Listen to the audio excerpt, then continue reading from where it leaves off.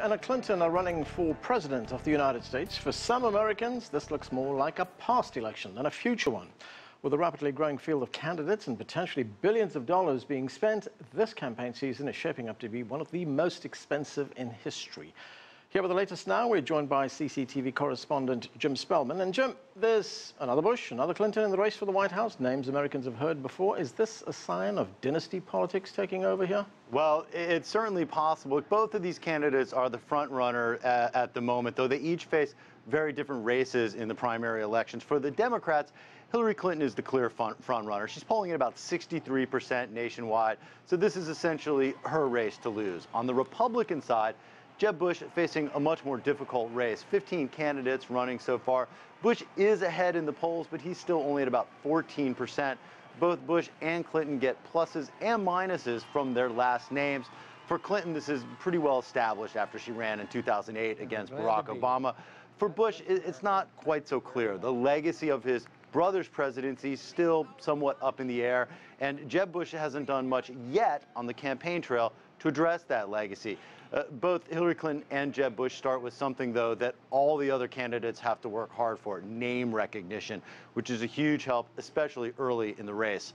Another important name in this race, Barack Obama. A lot of this will come down to how these candidates position themselves against Obama's record a year from now. A lot can change before then, Anand.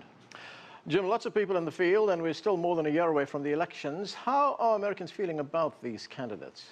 So polling shows that about 2/3 of voters in both parties are happy with their selection of candidates, though Republicans seem to wish they had fewer options, while Democrats wish they had some more options. The smaller Democratic field could help Hillary Clinton, since she won't have to compete as much for donor money, volunteers, or the best staff, and she'll be able to essentially run a general election campaign right out of the gate. Now, the first challenge for Republican field, this Republican field of about 15 candidates, will come in August, when the Fox News channel here in the U.S. will air the first televised debate for Republican candidates. Only the top 10 candidates in the polls will get a space on the stage, so candidates know they need to get in the top 10 fast if they want the national coverage that will come with that major debate on it.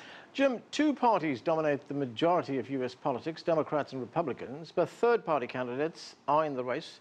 Are not in the race. Why can't they get a foothold? Yeah, people say they want them, but they never seem to really pan out. It's unusual. Most democracies have more than two dominant parties, or the parties shift over time.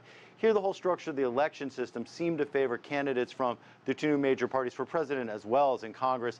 In recent memories, third-party or independent candidates like Ralph Nader, Ross Perot have ended up being more spoilers than potential winners, leading a lot of people here to feel that they may be throwing away their vote if they vote for a third-party candidate.